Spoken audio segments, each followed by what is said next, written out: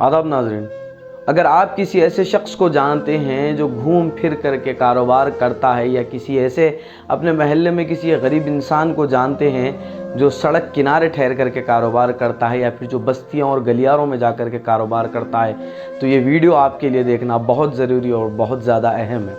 ये वाक़या शहर हैदराबाद का है, जहाँ पर एक मोहम्मद नामी लड़का है। ये दरअसल खिलौने बेच रहा था, और ये खिलौने बेचते बेचते जब लंगर हाउस के पीएस हदूद में जा पहुंचता है, तो वहाँ पर एक शख्स इसके पास से खिलौने ख़रीदने के लिए आता है और खिलौने ख़रीद लेता है, और ये कहता है कि अभी मेरे पास पैसे मौजूद नहीं हैं, तुम एक काम करो, मेरा मकान पास ही में है और मेरे साथ यहाँ पर से चलो।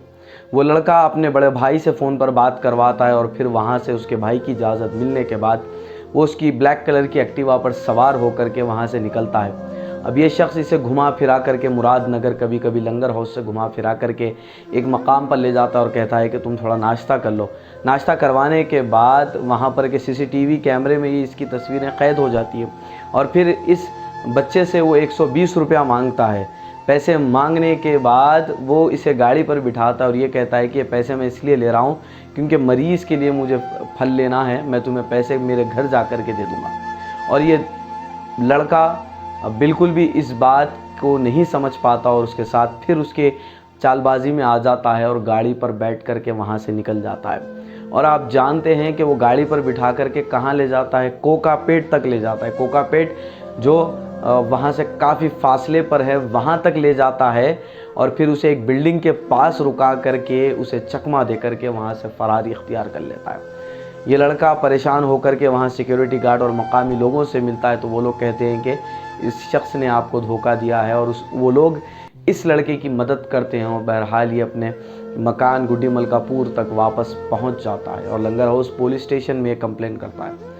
दोस्तों, आए दिन हम हर रोज़ देखते रहते हैं कि अलग अलग किस्म की चोरियां होती है, अलग अलग किस्म की वारदात होती है, लेकिन ये वारदात आप जानते हैं कि ये जो चोरी हुई, ये 1200 रुपये का सामान चोरी हुआ, और उसका लड़के का जो मोबाइल फ़ोन था वो तकरीबन 6000 का था। ये दो चीज़ें चोरी कर ली गई। अब आप सोच रहे होंगे कि 1200 के सामान के लिए मैं न्यूज़ क्यों बना रहा हूँ, मुझे क्या ज़रूरत है कि 1200 के सामान के लिए मैं इतना बड़ा इशू क्रिएट करूँ। तो दोस्तों, ये बात हमें समझने की ज़रूरत है कि आपके और हमारी ज़िंदगियों को अल्लाह ताला ने शायद अच्छा बनाया होगा। अल्लाह ताला ने आपको और हमको नवाजा होगा कि हम एक वक्त किसी होटल में बैठ कर के खाते हैं, तो शायद हम 1200 की बिल पे करके आसानी से निकल जाते हैं। लेकिन जिस शख्स का ये जो सामान चोरी किया गया है, उसके पैसे अदा नहीं किए गए, आप जानते हैं 1200 रुपये उसके मकान का मुकम्मल महीने का राशन चल सकता है।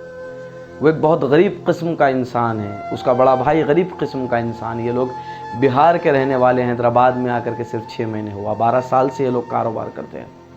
ऐसे लोगों के ख़िलाफ़ पुलिस को और प्रशासन को कार्रवाई करने की ज़रूरत है। 6000 रुपये का मोबाइल फ़ोन भी उसका चोरी कर लिया गया, और चकमा दे करके वो फरारी इख्तियार कर लेता है। सीसीटीवी फुटेज आप देख सकते हैं, सीसीटीवी में क्लियरली नज़र आ रहा है ये शख्स। लेकिन अफसोस की बात है कि आज के दौर में भी ऐसे हैवानात ज़िंदा हैं। ये इस चीज़ को समझने की हमें सबसे ज़्यादा ज़रूरत है कि हम किसके साथ धोखेबाजी कर रहे हैं। क्या इंसान आज अपनी मौत को भूल बैठा है? क्या उसे आखिरत की फ़िक्र नहीं रही? ये शख्स चाहे किसी भी मज़हब से ताल्लुक़ रखता हो, चाहे किसी भी बिरादरी से ताल्लुक़ रखता हो, इसे अरेस्ट किया जाना चाहिए और इसके ख़िलाफ़ सख्त से सख्त कार्रवाई होनी चाहिए।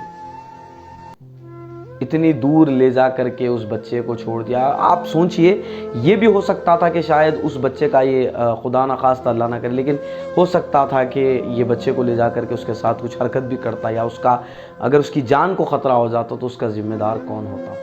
लंगर हाउस पुलिस को चाहिए कि फ़ौरी तौर पर इसके ख़िलाफ़ कार्रवाई करे, और हैदराबाद सिटी कमिश्नर पुलिस ख़ुद इस मसले में इंटरफेयर करें और इसको कैफ़र किरदार तक पहुँचाएँ। एक ऐसा वक्त जहाँ पर लोग भीख मांग करके गुजारा करते हैं, वहीं पर ऐसे खुददार लोगों के साथ अगर इस तरह के हादसात होते हैं तो इसका ज़िम्मेदार कौन होगा। इस वारदात को ज़रूर देखिए, और अपने आस पड़ोस में कुछ लोग अगर ऐसे कारोबार करते हैं तो उन्हें इससे बाखबर ज़रूर करवाइए। आइए देखते हैं हमारी ये ख़ास रिपोर्ट। जी, आपका नाम? मोहम्मद जाले। जी, हुआ क्या था? वो दरअसल वो वहाँ पे कारोबार कर रहे थे हम लोग। कब? वो तकरीबन साढ़े 8 या 7 बजे रहूँगा उस टाइम में। तो वहाँ पे उन्होंने आया तो 950 का सामान लिया उन्होंने। अच्छा जी, कौन किस पे आए थे? एक्टिवा आए थे ब्रेक लेके। हाँ फिर बोला कि मेरे के कैश भी नहीं है, गूगल भी नहीं है। फिर बोले कि मेरे घर पे कैश है बहुत सारा, वहाँ चलो मैं वहाँ देता हूँ। जी। तो उन्होंने 950 का सामान लिए थे। तो फिर मैं भैया से बात करा, तो बोला कि ठीक है चले जाना। उन्होंने पूरा मुरादनगर, पूरा आसनगर की तरफ फिर लेके फिर कारबन की तरफ गए उन्होंने। फिर कारबन की तरफ जा कर के उधर फिर कि इधर ये लंगा हाउस की तरफ ले गए। आपने ये चीज़ कहाँ पर लेके जा रहे बोले लोग पहले आपको? उन्होंने बोला मेरे पास में ही घर है, इधर ही से बोला खाली ऐसा ही उन्होंने बोला कि मेरे पास में ही घर है, ऐसा बोल लेके उन्होंने गए। समझ गए। तो उनके बाद से उन्होंने फिर मैं उनसे रास्ते में कितना रुपये पूछा कि आप कहाँ लेके जा रही है बताओ मेरे को। तो बोले कि नहीं सामने ही है, यहीं पे है, पास में ही बोल लेके। बोला कि मैं दोस्तों से मिलने आया, ये बोल लेके इधर लेके आओगे। फिर उसके बाद क्या हुआ?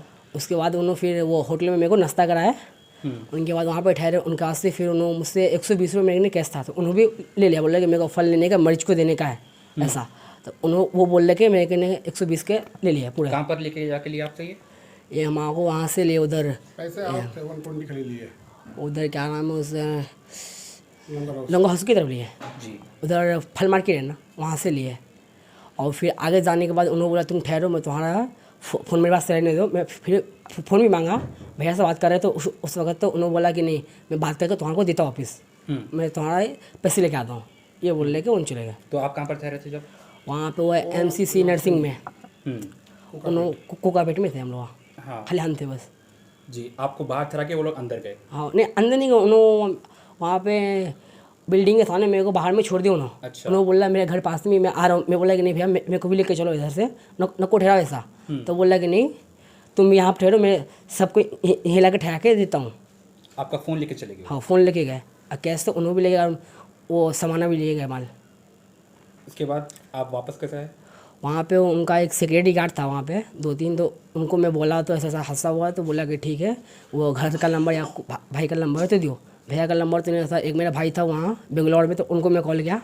फिर वहाँ से इन्होंने कंप्रेस करा है कॉल को, तब यहाँ से फिर नंबर ले लेकर पूरा वहाँ से ऑटो बुक करके फिर रात में आए। अच्छा, आप लोग रहने वाले कहाँ के प्रॉपर? बिहार के। बिहार के जी।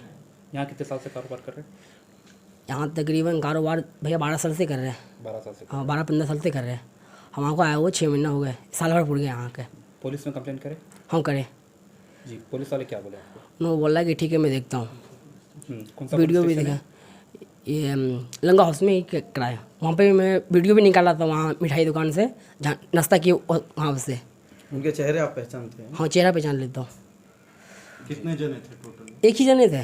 हाँ ब्लैक एक्टिवा थे बस। ठीक। Okay right.